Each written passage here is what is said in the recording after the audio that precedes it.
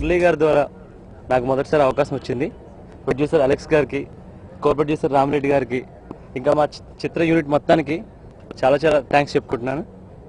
ఈ చిత్రం ద్వారా నాకంటూ ఒక మంచి గుర్తింపు తెచ్చుకుని ఒక మంచి హీరోగా మార్కులు సంపాదించి మీ అందరిలో మంచి ఆర్టిస్ట్ అవ్వాలని మీ అందరు కూడా ఆశీస్సులు కోరుతూ ఇట్లా మీ Yuvraj.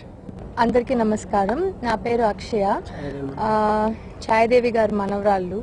And I have done 5-6 movies in Tamil. కానీ నాకు తెలుగు మూవీలో ఎప్పుడు నాకు చాలా ఇంట్రెస్ట్ ఉంటుంది అనమాట. మంచి సబ్జెక్ట్ ఉండాలి, మంచి క్యారెక్టర్ చేయాలి అని. ఫస్ట్ నేనేం చెప్పాలంటే దీంట్లో హీరో అంటే అది నేనే, sorry, because the character is like that.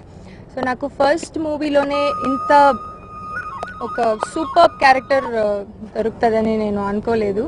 But I was actually waiting అనమాట. చాలా రోజులుగా ఐ వాజ్ వెయిటింగ్. చాలా సబ్జెక్ట్స్ విన్నాను, but I was not okay.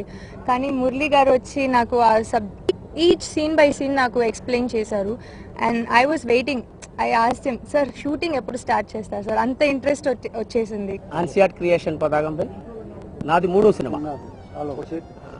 ఇంతవరకు ఒక పేరు కోసం ప్రయత్నిస్తూ నాకు ఈ సినిమా ఒక పేరు తెచ్చి పెడుతున్న ఆశ అండ్ ఆ సబ్జెక్ట్ని నమ్మి జగదం మురళి గారు నాకు చెప్పిన కథని చాలా నా లైఫ్లో ఇట్లాంటి ఒక లవ్ సబ్జెక్ట్ నేను వినలేదు. ఇంతవరకు తీసిన సినిమాకి ఈ సినిమాకి ఎంత డిఫరెన్స్ నాకు అనిపించింది. మనిషి నాకు 10 years నుంచి పరిచయం, కానీ ఈయనతో నాకు అవకాశం కథ చెప్పి డైరెక్షన్ చేసి నాకు ప్రొడ్యూస్ చేయడానికి అవకాశం ఇప్పుడు దొరికింది. మంచి సినిమా ద్వారా డైరెక్ట్గా ఎలివేట్ అవ్వాలని కలలు కంటూ ఉన్నాను.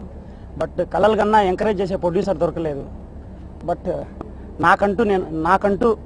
నీకంటూ నేనున్నా మురళిని నన్ను ఎంకరేజ్ చేసి ఇండస్ట్రీలో నాకు అవకాశాన్ని కల్పించారు. నా సినిమా పేరు నాకంటూ ఒకరండి. ఒక పుట్టిన దగ్గర నుంచి పుట్టగానే 24 ఏళ్ళు వచ్చాయి పెళ్లి చేసుకోరా అనే టైప్ కాకుండా, పుట్టగానే కెరీర్ అనేది నువ్వు నిర్మించుకుంటే, డబ్బు సంపాదించే ఆయుధాన్ని నువ్వు సంపాదించడం పెట్టుకుంటే, తల్లిదండ్రుల దగ్గర వెళ్ళి నా కెరీర్ నిర్మించుకున్నాను డాడీ, నా భర్తను నేను సెలెక్ట్ చేసుకుంటాను, నా భార్యను నేను సెలెక్ట్ చేసుకుంటానంటే ఎవరైనా పర్మిషన్ ఇస్తారు. కానీ పుట్టగానే వేస్ట్గా తిరిగితే ఇవ్వరు.